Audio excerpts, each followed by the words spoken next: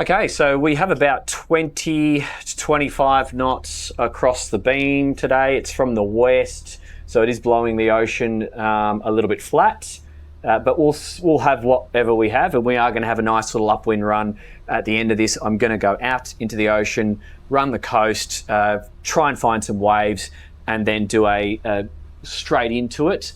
We're probably even gusting to 30 at times when we get some air dumping off the hill over there. Now, it is worth mentioning this boat does not have the standard horsepower. It actually has less than. These particular owners are real social people. They bought this boat for cruising around Sydney Harbour, so they just didn't need the extra horsepower. So whilst you can go up to, I think it's like 1,300 horsepower, I saw twin 13s on the specs. This one has twin 1,000, so we will not be reaching the boat's full potential speed-wise today. But that doesn't matter for these people, so that's perfectly fine. I do have a gyro. I don't have it activated. I'm just going to let the boat do its thing. We will activate the gyro during the walkthrough when we are on anchor. And I'm just going to keep cruising there, and I'll get her on the plane in a second. 1,050 RPM. I'm consuming 37 litres per hour at an engine load of 25%. All good up here. So this boat's got wing stations dotted all around. We actually have one just there immediately to port, so you can get some good viz if you want to stay up on the Flybridge. We have another one starboard aft, and we have another one downstairs on the port side. But let's just get the boat up and moving. I've got 1/3 trim tab down, Lenco trim tabs on this one, and we'll increase the revs.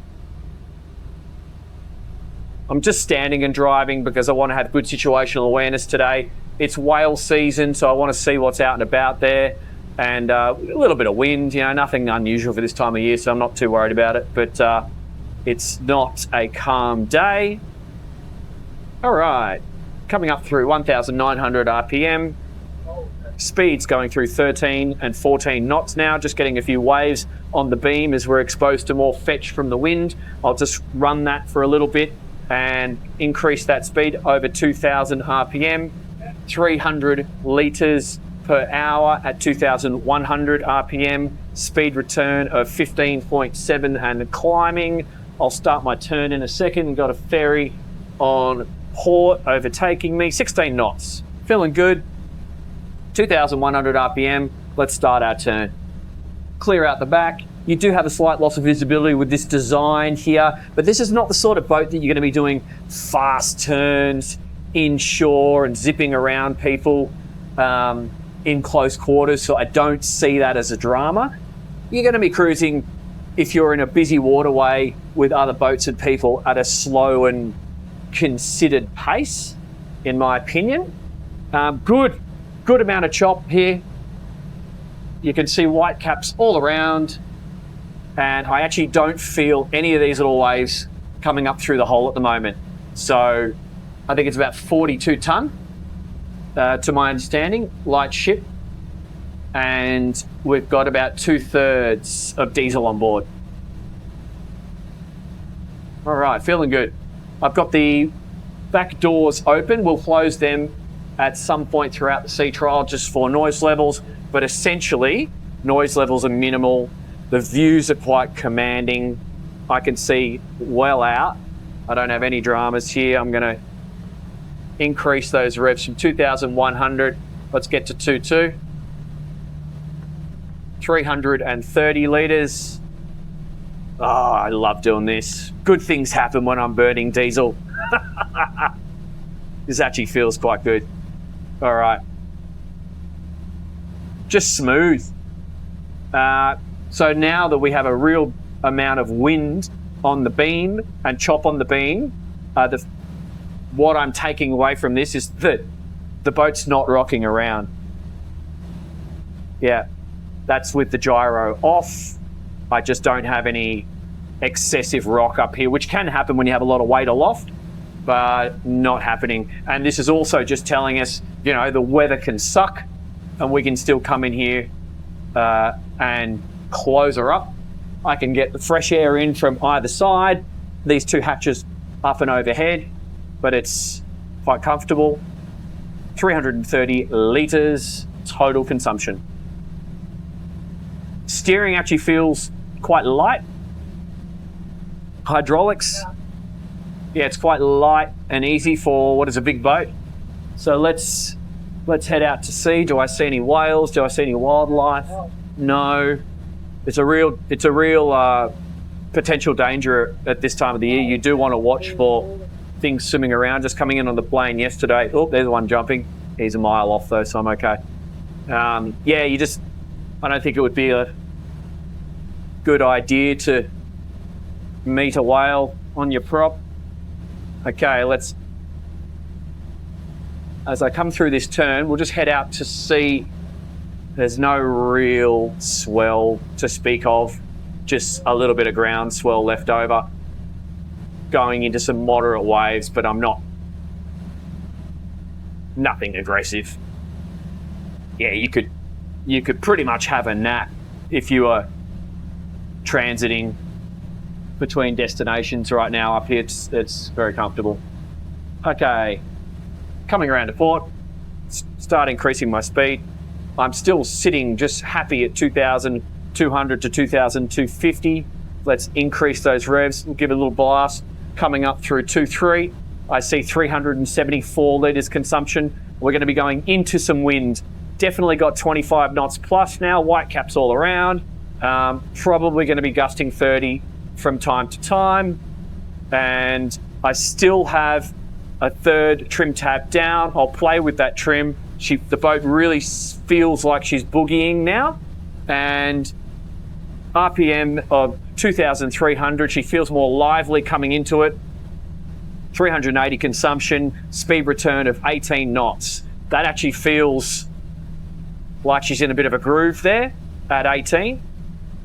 And just cutting up the chop, getting a little bit of spray up onto the windscreen. I've got my individual windscreen wipers just here so I can activate them one at a time, and I've got different speed settings should and when I need. Let's just give it one little blast of wide open throttle, bearing in mind this is the 1,000 horsepower and it's not the full speed potential, so that's not what it's about. Okay, 2,390, probably 2,400 depending on my trim setting. I'm going to drop the bow a little bit, see what that does. See if it raises some wetted surface out of the water. That's full trim tab down. I'm seeing 2,390 RPM still. I got 19.9, 20 knots. So that's increased my speed, 2,400 RPM and climbing. So it just took a bit of time to settle in there.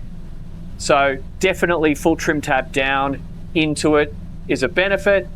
And I'm going to back that off in a second because I can see 380 litres total consumption. All right, leaving the trim tabs all the way down, going straight into the wind. 2,250 RPM is giving me 18.5 knots, 320 litres consumption.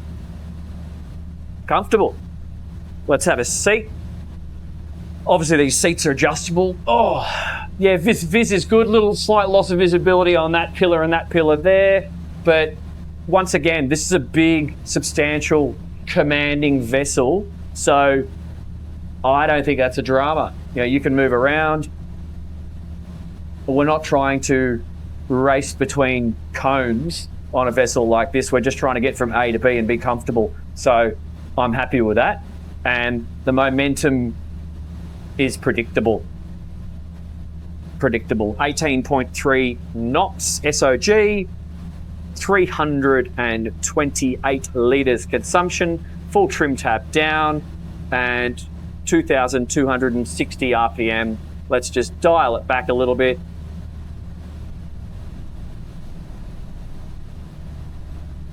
Because at 2,150 RPM with full trim tab down, we got that fuel flow down to 280. I'm seeing 17 knots,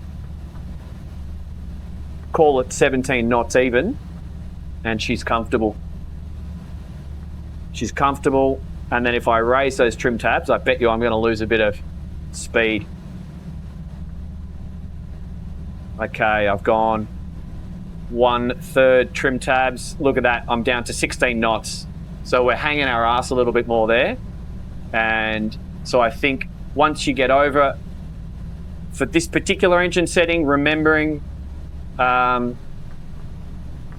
depending on the horsepower you select, the boat is going to behave accordingly. So you really want to, as this owner has smartly done, you want to think about your mission. You want to think about how your boat life is going to look like. And then you want to match the boat with the right engines, sometimes the right drive system, props, etc. And you should only do that in conjunction with speaking with your dealers and speaking with a professional. You know, take information from videos like this and then consult a professional. Because if you are just wanting to cruise around the most beautiful harbour in the world, let's face it, I don't live here anymore, but I know it very well. This is a paradise. Who cares about having the biggest engines? You're just trying to go from one beautiful bay to another. So it doesn't really matter. So whilst we're at it, let's just wind that speed back and let's talk about what I suspect these owners, now that we're out of the wind or in the shadow of these hills here. 1200 RPM, full trim tab down, I can raise that now. 1200 RPM is giving me 9.4. Acceptable wash at the back, not acceptable for a no wash zone, but for open water, that's fine. And fuel flow of 54 litres an hour, 54 litres at 1,200 RPM. Engine load of 29%. That is probably about where you're going to cruise in social mode all day long. We'll notch it up a little bit just to see how it feels.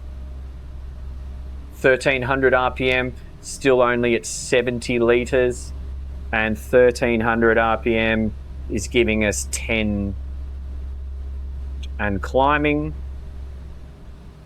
10.3, 70 litres consumption. And then, oh Jesus, more nudies. It's a nude beach there and I was flying my drone. I hope none of that's in the shots. Anyway, we'll try and edit it out if it is. Sorry guys. I had to come to this beach because it was protected from the wind. I'm not trying to be weird. 990 RPM. That consumption goes all the way down to 30 litres, 27 in fact, at 990, and we've got a GPS speed of high 7s, so we're seeing 7.8, 8 knots. Very good. Excellent. So we're not going to anchor here because of all the naked people. We will go around the corner and find somewhere a little bit more PG friendly and out of the wind, and then we will play with the anchor and bring you along for the ride. Let's do it.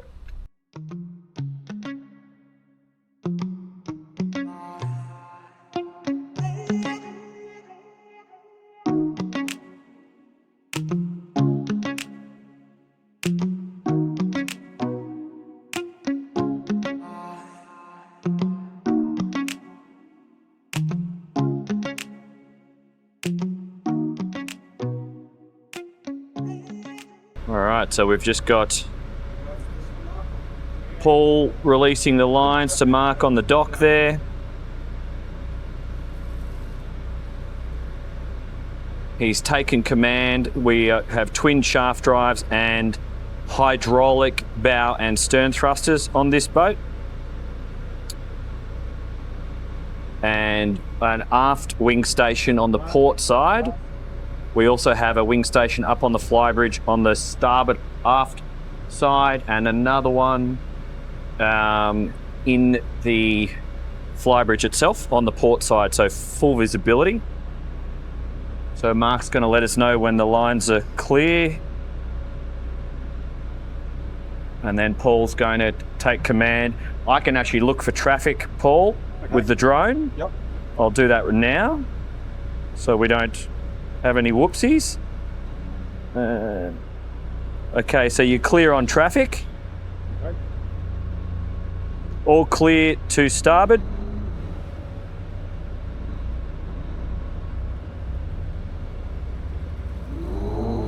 So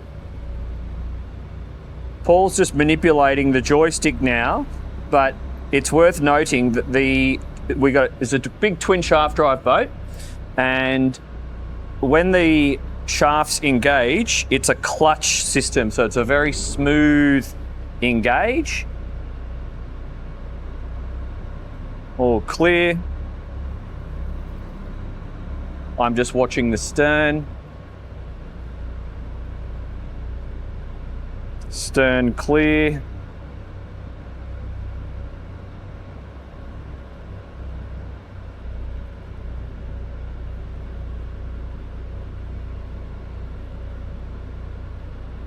Okay, a couple of meters till we're exiting the dock here. Not clear yet. 2 meters to go.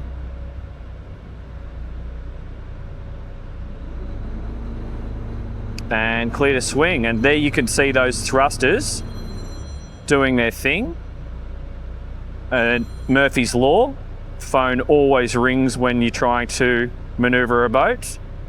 I can't tell you how many times that's happened to me. Skyhook now. Okay, so we have Skyhook accessible through thrusters and shafts. Correct. And in terms of the accuracy, we can see it within just 3 meters normally. Within 3 meters. Yep. So I'll just get a shot from here so everyone can have a look.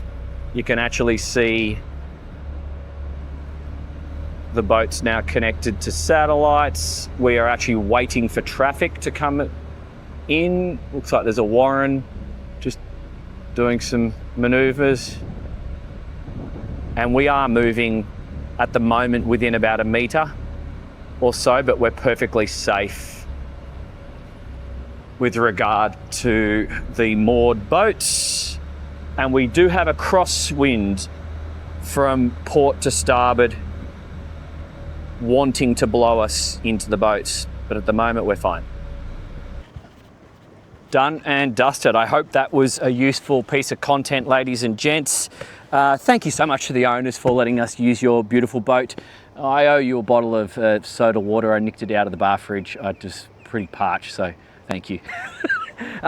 But yeah, it's wrap up time, as I like to do at the end of these videos now, to hopefully you get the vibe of what I'm doing these days, because I genuinely want you to use these videos as a tool for yourself, to educate yourself, hopefully give you some insights on all these boats that I'm driving, and I want you to take that information to the boat show and to the dealers and match you with the right boat and with the right engines and all the other stuff. So in terms of experience required, I do think you need to have a little bit of experience to drive a boat like this. She's heavy, she's big, she's got a lot of windage. You need to match it with the right equipment like this boat has, but you still need to be a competent couple. I think husband and wife are fine as long as you are a smart couple on how to move around the vessel, communicate. You may consider earpiece communication, or you might get hand-eye coordination, or not hand-eye, just a line of sight coordination or communication going well. As long as you're good at that, together you'll be able to get this thing in and out successfully. I don't think it's a solo operator, and nor should it be. Your life aboard something like this is going to be comfortable. It's a very capable piece of kit. You can feel lots of boat in the water when we are parting through those waves, and so it's going to be a nice thing in the ocean. I do think that tender garage is going to be possibly one of the highlights for many of you, because you might have been looking at some of the Australian alternatives or European or American options and realised that it's not possible. So, if you're heading in that direction and you want to do those customizations, you're definitely going to find it on something like this. Competition. I think you've obviously got to raise the Riviera and Maritimo, because I suspect many of you guys are going in that direction, whether it's Riviera. Remember, up their IPS up to a certain size. Once you get to 64 and above, its shaft, so that may be a consideration for you. And the tender garage thing, you know, that also may be a consideration and a reason why you would then opt to go for the Whitehaven or other points. The Maritimo, same thing. It's shaft drive, but the tender solution is going to be different. You could even be looking at something more classic like a Fleming, or you could even be going a bit more European vibe like an Azimut Magellano 60. That's an open fly, and I'm really talking to some of you in other parts of the world, not necessarily in Australia for that boat. But yeah, if you want to talk to me directly, do some direct comparisons on something else, feel free to jump in the comments and raise other boats that you think would be a fair comparison to this one. Or if you want to talk to me directly, you can do it on Manect. Link is down below in the description. I'm going to pop up a competing boat on the screen at the end of this video, so please go ahead and do your own research. Like, subscribe, all of that stuff counts, because when I go and annoy those factories to get permission to drive their boats, they look at my subscriber count. So for that reason alone, please do it. Love you lots. It's coming to the end of the winter here in Sydney. You can feel the temperatures getting better and boat season is back. So have fun wherever you are. Hope that was useful. See you in the next one.